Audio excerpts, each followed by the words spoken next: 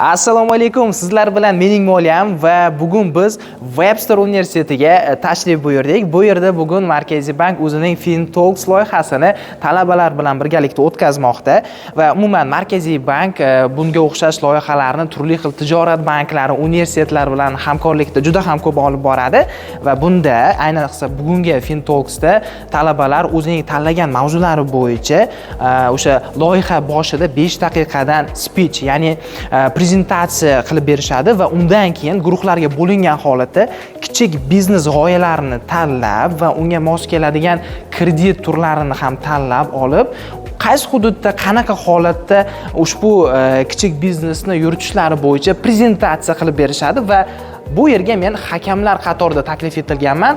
Qani yuring, biz jarayonni sizga qisqacha ko'rsatib o'tamiz.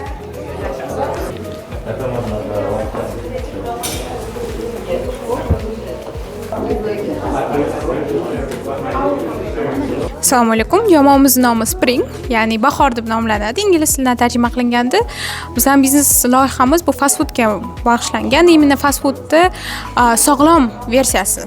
Ya'ni fast foodlar doim bilasiz, bizlarni unhealthy food deyiladi, zarar keltiradi. Bu домашний tayyorlangan hamma narsamizni biz o'zimizdan tayyorlaydigan zakvaskadagi bo'lgan bulshkalarga imенно fast food yo'nalishini tanladik.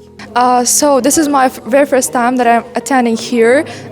It's really good one and includes like more activities and also a good speech, which increases our way of thinking nowadays. And this is the real case basis. That's why we are learning about much more, not only the case itself, but also the central bank.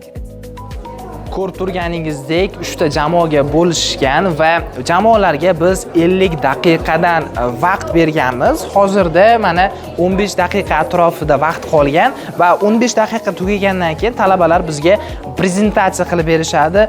Aynan o'sha cheklangan 33 million kredit summasiga o'zlari tanlagan biznes turini Toshkentning qaysi hududida ochishlari va u qanchalik daromad keltirishi va qancha muddatda kreditni ular yopishlari bo'yicha bizga ma'lumotlarni yetkazishadi. Biz esa ularning tayyorlagan ishlari sifatiga qarab va qanchalik puxta o'ylanganligiga qarab ularni baholaymiz. O'ylaymizki, bu tajriba, bu bilimlar talabalar uchun kelajakda shaxsiy bizneslarini ochishlari uchun va umuman moliya iqtisodiyot sohasini tushunish uchun katta ahamiyatga ega bo'ladi va shuningdek Markaziy bank ushbu tadbirlarni har hafta o'tkazadi. Turli xil universitetlarda siz ham ushbu tadbirlarga qo'shilib ishtirok etishingiz mumkin. E'tiboringiz uchun rahmat. 2, 1. Finlit Network!